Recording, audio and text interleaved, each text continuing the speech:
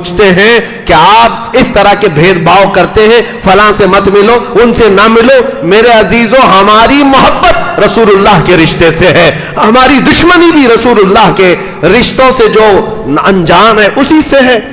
اسی کو بات رکھو، یہ ہمارا پیدا کیا ہوا مسلک نہیں ہے۔ حضرت ام حبیبہ نے اپنے باپ کا بھی خیال نہیں کیا، اگر میرے رسول کا نہیں ہے تو نہ میرے گھر کا ہے نہ میرا باپ ہے۔ یہ عقیدہ ہماری ماں سے ملا ہوا، ام المومنین سے ملا ہوا۔ ابو سفیان جو یہ خیال لے کر کے آئے کہ بیوی کی بات رسول اللہ مان لیں گے، یہاں سے سفارش ہوگی، ابو سفیان کہتے ہیں اس عورت کو میں کیا بتاؤں، کیا سفارش کروں جو بیٹھنے کے لیے مجھے بستر بھی رکھنا نہیں چاہتی، چادر بھی نہیں بچھاتی۔ بہت مایوس ہو کر واپس مکہ لوٹ آئے۔ ابو سفیان واپس آئے، لیکن صحابہ میں سے کچھ صحابہ نے کہا ایک کام کرو ابو سفیان، تم یہاں کھڑے ہو کر کے ایسے اعلان کر کے چلے جاؤ کہ میں نے پھر سے رینیو کر دیا ہے ایگریمنٹ کو۔ وہ کھڑے ہو کر کے مسجد نبوی کے پاس زور زور سے اعلان کر کے گئے، تو اس کا کیا اثر ہوگا؟ کسی نے ہاں کہا، لبیک کہا، حضور نے اس پر منظوری دی نہیں۔ مکہ واپس آ کر کے کہا، مکہ والوں نے پوچھا کیا ہوا کیا ہوا، ایگریمنٹ رینیو ہو گیا؟ کہا نہیں، کسی نے میری سنی تو نہیں، لیکن میں نے زور سے اعلان کر دیا ہے، میں نے زور سے بتا دیا ہے، جیسے بھاشن کوئی پی ایم دے کر کے چلا جائے، کسی کو سمجھ میں آئے نہ آئے، بول تو دیا ہے نا ہم نے تو کنڈم کیا ہے، مذمت کیا ہے۔ اسی طرح کا اس زمانے کا وہ تھا، کہا میں نے تو بول دیا۔ مکہ والوں نے پوچھا کسی نے اس پر لبیک کہا؟ ہاں کہا ہے۔ کہا نہیں کسی نے نہیں کہا۔ تو کہا پھر اس رینویشن کا کیا مطلب ہے، یہ تجدید کہاں ہے یہ؟ اس کے بعد بات ہوئی، مکہ والوں نے کہا اب تیار ہو جاؤ، محمد صلی اللہ علیہ وسلم وہ فوج لے کر کے آئیں گے جس کا مقابلہ ہم میں سے کوئی نہیں کر سکتا۔ بات حقیقت تھی، 7ویں ہجری تھی اور ذی القعدہ کا مہینہ تھا۔ رمضان گزار کر کے نبی کریم صلی اللہ تعالی علیہ وسلم صحابہ کو اعلان کرتے ہیں، صحابہ نکل پڑے، مدینے کے جتنے صحابہ تھے سب نکلے ہیں، اور حتیٰ کہ حضور کی جتنی ازواج مطہرات تھی سب سفر میں ساتھ تھی۔ جب رسول پاک چلتے آئے اور یہاں تک کہ راستے میں حضور کی جتنی حلیف جماعتیں تھیں، یعنی جو پارٹنر قبیلے تھے، سب ساتھ ہوتے گئے۔ مکہ سے ابھی 35 کلومیٹر دور یہ لشکر جرار میرے آقا کا تھا۔ ارے 313 کا مقابلہ کرنے کی سکت نہیں تھی، آج تو 10,000 کی تعداد میں آ رہے تھے، 10,000 کی تعداد۔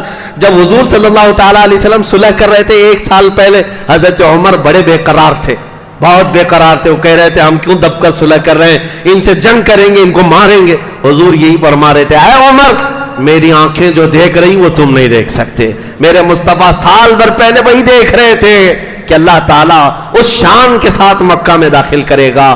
عزیزان گرامی، 35 کلومیٹر دور یہ پڑاؤ کیا ہے لشکر، اچانک اسی حالت میں مکہ میں کھلبلی مچی ہے، سب تتر بتر ہیں، اب نہ جنگ کرنے کی طاقت تھی نہ سامان تھا، بلکہ بڑے بڑے رئیس، ان کے سردار جتنے گرو گھنٹال تھے وہ اسی جنگوں میں مارے گئے تھے۔ ابو جہل بھی نہیں تھا، ابو لہب بھی نہیں ہے، عتبہ شیبہ، بڑے بڑے سردار مرے ہوئے تھے۔ جو کچھ بچی کچی جماعت کو لے کر چلنے والے ابو سفیان، اور ابو سفیان حضرت عباس کا خاص دوست تھے۔ حضرت عباس کون ہے؟ حضور کے چچا ہیں۔ حضرت عباس ابو سفیان سے کہتے ہیں میں تیرا کام کراتا ہوں۔ مکہ میں ابو سفیان کو ساتھ لیے اور کہا حضور صلی اللہ علیہ وسلم ابھی مکہ آئے نہیں، 35 کلومیٹر دور ہے۔ حضرت عباس رات کے وقت ابو سفیان کو اپنی اونٹنی پر بٹھا کر لے آئے، چل رسول اللہ کے پاس تجھے سامنے کر دیتا ہوں، جتنا کیا گیا ہے سب ہے وہ معاف کر دیں گے۔ ابو سفیان جنگ بدر میں سامنے ہے، احد میں سامنے ہے، خندق میں سامنے ہے، ہر جنگ میں حضور کے سامنے ہے۔ ابو سفیان خالی جنگ کرنے والے نہیں بلکہ سب کو ابھارنے والے، اور اس شخص کو پکڑ کر حضرت عباس لے آ رہے ہیں اور یہ کہتے ہوئے مجھے یقین ہے محمد عربی پر، چلو چلتے۔ ابو سفیان ساتھ آ گئے، رات کا وقت تھا، قافلہ پڑاؤ کیا ہے رسول اللہ کا، دوسرے دن مکہ میں داخل ہونے والے۔ حضرت عباس جیسے ہی آ رہے تھے، کیونکہ وہ اسلام لائے ہوئے تھے، آ رہے تھے ابو سفیان کو لے کر کے حضور کے خیمے پہنچنے والے تھے، اس سے پہلے حضرت عمر کی نظر پڑ گئی، بچ بچا کر کے تو آئے تھے، حضرت عمر دیکھ لی خیمے سے باہر آئے، جلال کے ساتھ ایک ایسا اعلان کیا کہ پورے خیمے میں لوگوں کی نیند اڑ گئی۔ کہا کہ یہ کافر کو کہاں سے لایا گیا ہے، اس عظیم دشمن رسول کو کہاں سے لایا گیا ہے؟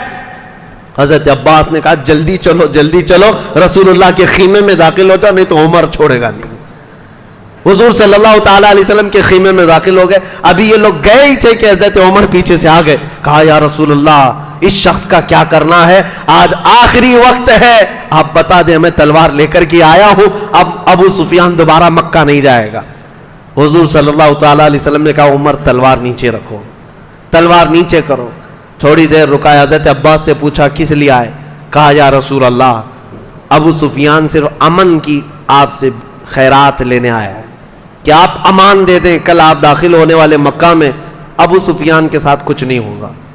حضور صلی اللہ تعالیٰ علیہ وسلم نے یہ بھی نہیں فرمایا کہ تو کلمہ پڑھ رہا ہے نہیں پڑھ رہا ہے، کچھ نہیں کہا۔ حضرت عباس نے کہا ٹھیک ہے، ابو سفیان کو میں نے امان دے دیا اور پچھلا جو کچھ کیا تھا اس کو بھلا دیا گیا۔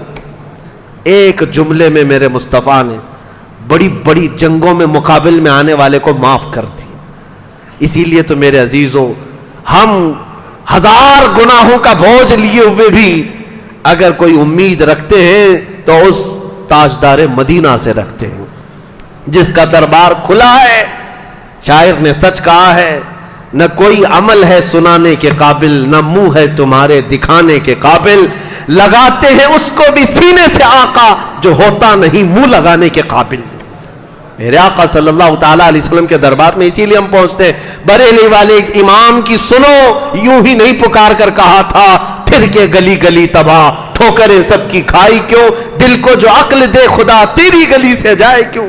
حضور پاک صلی اللہ علیہ وسلم نے ابو سفیان کو معاف کیا اور کہا جاؤ کل کے دن دوپہر میں فلاں پہاڑی کے اوپر تم کھڑے رہنا۔ حضور چاہتے تھے کہ ابو سفیان کو دکھایا جائے لشکر اسلام کیسے مکہ میں داخل ہو رہا ہے۔ ابو سفیان ایمان لائے ہوئے نہیں، اسلام قبول کیے ہوئے نہیں۔ دوسرا دن تھا، 20 رمضان کی تاریخ ہے، جمعہ کا دن ہے، اللہ اکبر، رمضان المبارک کا مہینہ ہے۔ صحابہ کرام نے حضور نے کئی جماعتوں میں صحابہ کو تقسیم کیا تھا، سب سے آگے اس 10,000 فوج کی جماعت میں سب سے آگے بندہ جو جھنڈا لے کر چل رہا تھا وہ صحابہ میں کوئی بہت بڑے صحابی جلیل نہیں، حضرت ابو بکر، حضرت عمر، حضرت عثمان، حضرت علی نہیں، یہ خلفاء اجلہ صحابہ میں سے جو جلیل القدر نہیں۔ حضور نے اس فوج کے مقدمے میں سب سے آگے جھنڈا دے کر جس کو رکھا تھا وہ بلال حبشی تھے، حضرت بلال حبشی تھے۔ حضور صلی اللہ تعالیٰ علیہ وسلم نے ان کو آگے رکھا تھا۔ مکہ والے یہ منظر دیکھیں جس بلال کے پیروں میں رسیاں ڈال کر تم کھینچتے تھے اور گرم ریت پر لٹا کر اس بلال کے جسم کو تم نے گلا دیا تھا، چربی نکل جاتی تھی، اس بلال کو تم مارتے تھے۔ آج وہ بلال جھنڈا اٹھائے ہوئے خانہ کعبہ کی طرف رواں دواں ہے، بڑھتا چلا آ رہا ہے، اور ایسے یہ چوک در چوک فوج داخل ہونے لگی۔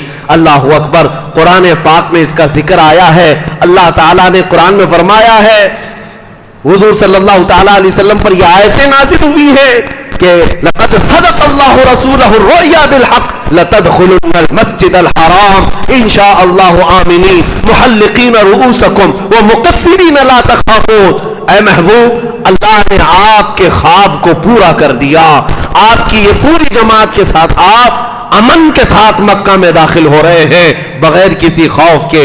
حضور صلی اللہ تعالیٰ علیہ وسلم جس جماعت میں تھے صحابہ کی، وہ سب سے اخیر میں تھی۔ حضور ملاحظہ کر رہے تھے، صحابہ کو جانے دے رہے تھے، صحابہ آگے بڑھتے جا رہے ہیں، وطن عزیز میں آئے ہیں، چھوڑے ہوئے وطن میں آئے ہیں جہاں جائیدادیں تھی، جہاں بیوی بچے رہے، جہاں بچپنا گزرا، جہاں سب چھوڑ کر صحابہ گئے تھے۔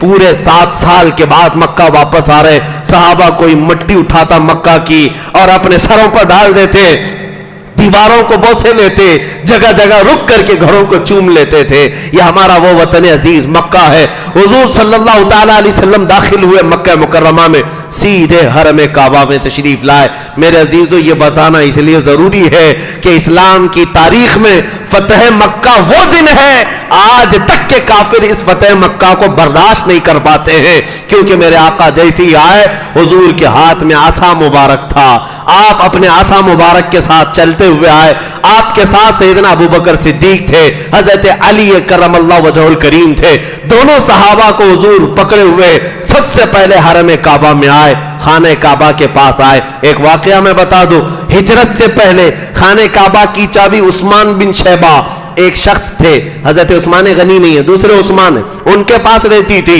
हुजूर ने एक दिन उनसे कहा, उस्मान बिन शैबा चाबी दे दो, मुझे अंदर जाना है। कहा, तुम जैसे दीन छोड़े हुए आदमी को मैं चाबी नहीं दूंगा, तुम खाने काबा में नहीं जा सकते। हुजूर को उन्होंने मना कर दिया था, चाबी देने से मना किया, खाने काबा का दरवाजा खोलने से मना किया। हुजूर ने उनसे कहा, ऐ इब्ने शैबा, इंतजार कर, एक वक्त आएगा ये चाबी मेरे हाथ में होगी और मैं जिसे चाहूंगा चाबी दूंगा। उस्मान बिन शैबा कहते हैं, आज ये इतना मारे जाते हैं, 40 लोग नहीं हैं। और उसके बाद जब ये हिजरत करके गए थे तो उस्मान बिन शैबा कहते हैं, मुझे तो लगा था उन्होंने ऐसी हवा में बात कर दी होगी, लेकिन जब फतेह मक्का के दिन वापस आए तो फिर एहसास हो गया, मोहम्मद अरबी की जुबान से निकली हुई बात टल नहीं सकती है, जो कहते हैं वो होकर रहता है। अब 10,000 सहाबा के बीच में हुजूर खाने काबा के सामने गए और पुकार कर कहा, उस्मान बिन शैबा कहां है? चाबी लेकर के हाजिर हुए, ईमान लाए हुए नहीं है, काफिरों की जमात में है, चाबी थी, कहा चाबी लाओ। मुकाबला करने की जो ताकत नहीं, सकत नहीं, चाबी लाकर हुजूर के हाथ में दे दिया। हुजूर ने अपने हाथों से खाने काबा को खोला। यह सबसे पहला दरवाजा खुला है, इस्लाम की फतह की आगाज यहां से है, तारीख इस्लाम के सुनहरे बाब यहां से खुल रहे हैं। मक्का का दरवाजा क्या खुला, पूरी दुनिया के दरवाजे खुल गए। हुजूर अंदर जाते ही जो आयत पढ़ रहे थे, अपने हाथ में असा था, लकड़ी थी, और इस लकड़ी को लेते, बुतों को जो अंदर रखे थे गर्दन में डालकर गिराते थे, फरमाते थे, कुल जा अल हक व ज़हक़ल बातिल इन्नल बातिल कान ज़हूक़ा।